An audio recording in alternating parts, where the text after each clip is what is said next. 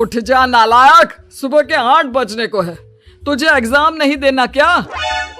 थोड़ी देर और सोने दीजिए ना पापा। तू उठता या फिर मैं तेरे ऊपर पानी फेंकूं? रोज गधों की तरह सोता रहता है, पेपर की कोई टेंशन ही नहीं है। और एक हमारा समय था जब हम पेपर में फेल होने के डर से रात भर पढ़ा करते थे, सो ही नहीं पाते थे।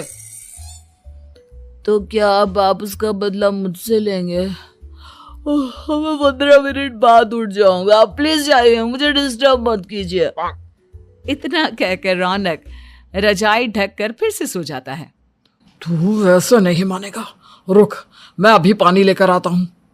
बस फिर क्या था, इतना कहकर वो भागते हुए बाथरूम में जाते हैं और पानी की एक बड़ी सी बाल्टी लाकर रौनक के ऊपर फेंक देते हैं। पानी पड़ते ही रौनक झट से उठ जाता है। ये आपने क्या किया पापा? अब तो उठेगा नहीं तो यही करना पड़ेगा ना। वैसे थैंक्स डैड, आपके कारण ना अब मुझे नहाने की भी जरूरत नहीं पड़ेगी। चलिए अब आप माँ से बोलकर मेरे कपड़े निकलवा दीजिए, तब तक मैं ब्रश कर लेता हूँ। वैसे कल ना आप एक काम और करना, नहलाने के साथ साथ मुझे ब्रश भी करवा देना। ये ब्रश करने में ना मुझे बहुत आलस आता है। रौनक की बातों से अरविंद का मुंह खुला का खुला रह जाता है। वो अपनी पत्नी कमला के पास जाता है और रौनक की हरकतों के बारे में बताता है, जिसे सुन उसकी पत्नी हंसने लगती है। तुम अपने बेटे को समझाने के बजाय हंस रही हो। रौनक बच्चा है, धीरे धीरे सुधर जाएगा, आप क्यों उसके पीछे पड़े रहते हो? अभी नहीं सुधरेगा तो कब सुधरेगा? 10वीं क्लास में है रौनक, वो अब कोई बच्चा नहीं रहा। अरविंद की इतना बोलते ही वहां रौनक भी आ जाता है। क्या डैड, मैंने आपको एक काम दिया था, वो भी नहीं हुआ आपसे। अरे क्या हुआ बेटा? माँ, मैंने डैड से बोला था कि वो आपको बोलकर मेरे स्कूल की यूनिफॉर्म निकाल दे, लेकिन मेरे पीछे पड़ने के अलावा इनसे एक काम ढंग से नहीं होता।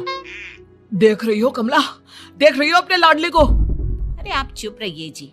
चलो बेटा, मैं तुम्हें कपड़े निकाल कर दे देती हूँ। बस ऐसे ही साल पर साल बीतते जाते हैं, लेकिन रौनक के रवैये में कोई बदलाव नहीं आता। वो पहले से भी ज्यादा आलसी और पूरी तरह अपने माता पिता पर निर्भर हो जाता है। 2 साल बाद पता नहीं कहाँ गायब रहता है पूरे दिन, अब तक तो आ जाना चाहिए था। अरे आप इतनी फिक्र क्यों कर रहे हैं उसकी? दोस्तों के साथ खेल रहा होगा, आ जाएगा अभी। ये कोई टाइम है खेलने का? 10 बजने वाले हैं, इतनी रात में कौन खेलता है? कमला कुछ कहती उससे पहले ही रौनक वहां आ जाता है। मम्मी जल्दी से खाना लगा दो, बहुत भूख लग रही है। तुम्हें तब तक खाना नहीं मिलेगा जब तक तुम बता नहीं देते कि इतनी रात गए कहां से आ रहे हो। ओ प्लीज डैड, अब आप एसी पे प्रद्युमन बनकर मेरे सर पर बंदूक लेकर मत बैठ जाना।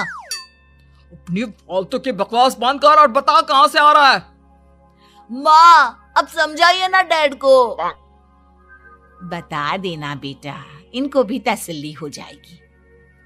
आप बोल रही हैं तो बता देता हूँ, मैं दोस्तों के साथ मूवी देखने गया था, इसलिए देर हो गई। तो इन सब चीजों में मेरे पैसे उड़ाता है? कभी 1 रुपया कमाने के बारे में सोचा है तूने? जब देखो हवा की तरह पैसे उड़ाता रहता है। माँ अब आप इन्हें चुप करा दीजिए, वरना ना मुझे गुस्सा आ जाएगा। अच्छा क्या कर लेगा? बता ना, क्या कर लेगा तू?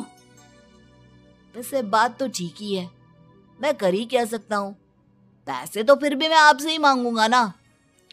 चलिए अब ये सब बात छोड़िए और मम्मी मेरे लिए खाना लगा दीजिए। अभी लगा देती हूँ बेटा। मैं बता रहा हूँ कमला, एक दिन ये ऐसे ही बिगड़ जाएगा। ओफो, आप क्यों इतना पीछे पड़े रहते हो मेरे बच्चे के? बात की बाद में देखेंगे, अभी आप शांति से उसे खाना खाने देंगे। अगले दिन, डैडी मुझे 10,000 रुपए चाहिए। हाँ? अब इतने पैसे क्यों चाहिए तुझे? डैड आप बिना सवाल किए कभी पैसे नहीं दे सकते क्या? जब तक तू बताएगा नहीं तुझे पैसे भी नहीं मिलेंगे। अरे अब आप अपने बेटे को पैसे भी नहीं दे सकते? नालायक, तेरी उम्र के लोग नौकरी करते हैं और एक तू है जो नौकरी करने का नाम ही नहीं लेता कभी।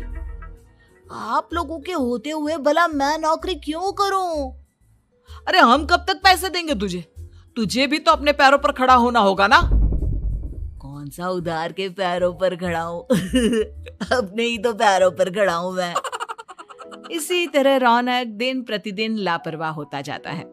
उसकी लापरवाही को देखते हुए अरविंद और कमला अपने बेटे की शादी कराने का फैसला लेते हैं और 1 महीने के अंदर अंदर ही रौनक की शादी मेघा नाम की लड़की से करा देते हैं।